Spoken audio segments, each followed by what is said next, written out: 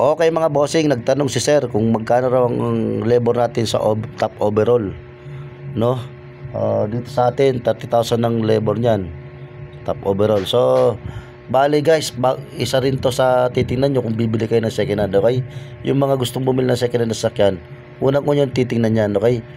Pag yan mabula, pag pinanda rin siya mabula, habang tumatagal nagbumubula siya, ibig sabihin may problema sa cylinder dyan. Huwag yun ang bibilin.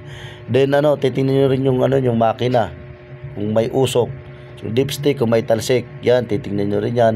Tapos yung transmission, so titingnan nyo, pag ni-road test nyo, dapat walang kaldag, walang delay. So pag may mga ganong tendency, huwag yun ang bibilin yung sakyan, okay? Lalo na sa mga second hand na bibili nyo, titingnan nyo. Okay, so ito top overall na yan. Tinanong tayo ni customer kung magkano. So sabi ko 30,000 ng labor niyan. So ganun talaga, iba-iba presyo ng ng mga shop. So sa amin ganun. Okay? Thank you very much. Sana makatulong sa inyo yung na to, video na to.